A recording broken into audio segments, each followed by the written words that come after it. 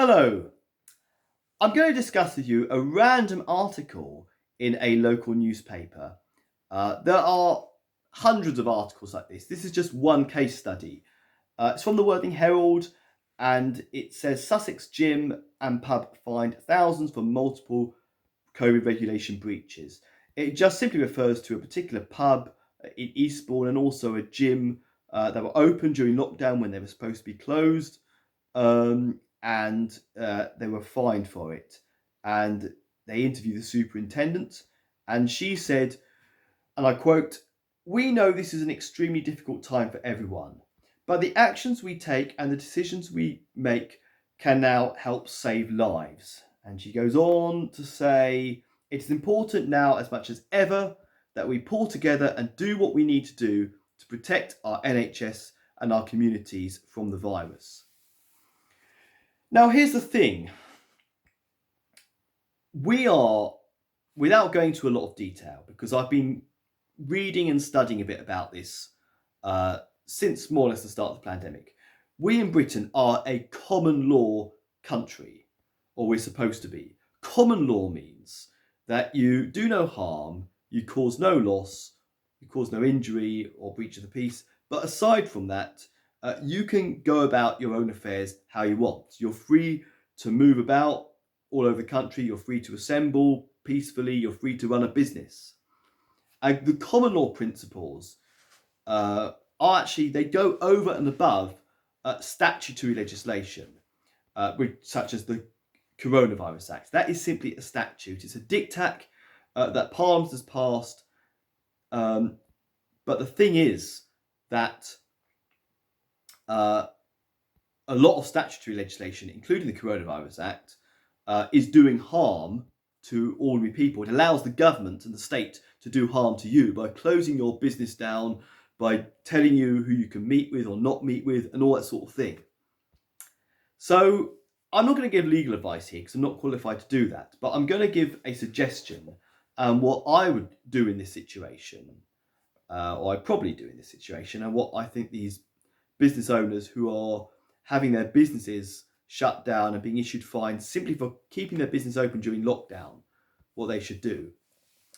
I would suggest that you conditionally accept this offer of a fine or business shutting down or whatever. Conditionally accept it, because this superintendent is making the claim that we are having to shut down your business or fine you because we want to save lives.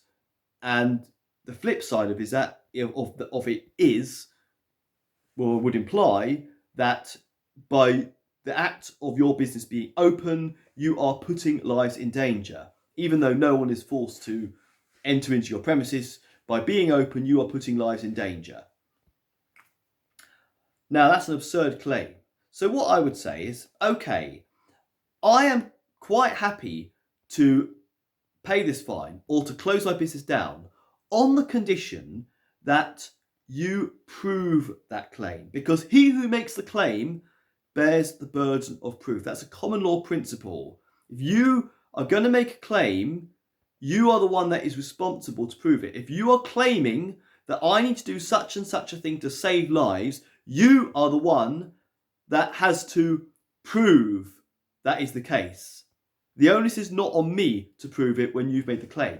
So now the police superintendent has made that claim, you say, okay, that's fine. I've got a series of questions for you.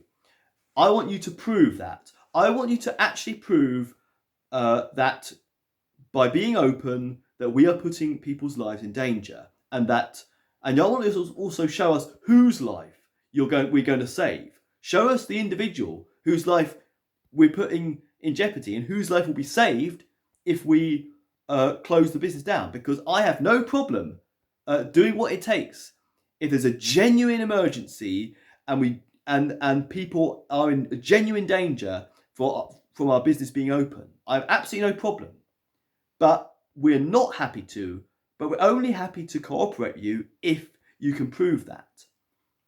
Now, I can imagine that if you were to ask to give a notice to a superintendent, she'd probably just kind of pass the buck and say, well, it's just the legislation, it's just what we have to do. But if they don't answer those questions, if they don't provide the proof, they are admitting openly that there is no such public health emergency, there is no such danger, and they're talking a load of nonsense when they're saving lives. You can't have it both ways. Either you provide the proof, you don't just talk arbitrarily about saving lives in generic terms. That is not good enough.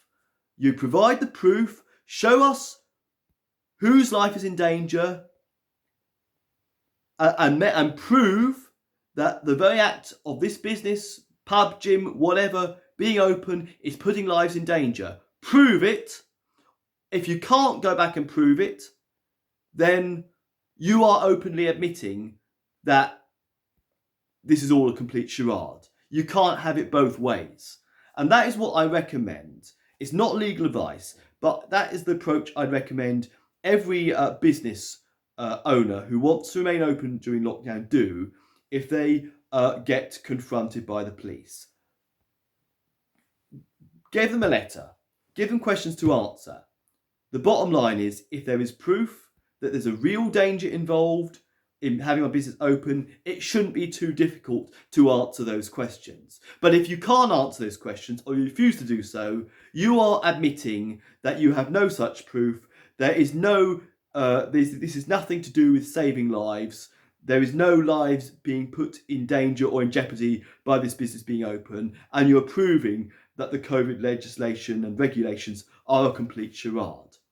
So that's my take on this article, and that's my take at the moment on these businesses that are being closed down. Again, it's not legal advice. I may change my views on exactly how to approach it, but this is what I think of this situation at the moment. But one thing we definitely need to do is to defend our rights to freedom of movement, freedom of assembly, and freedom to run a business. We cannot let the government get away with trampling upon our rights.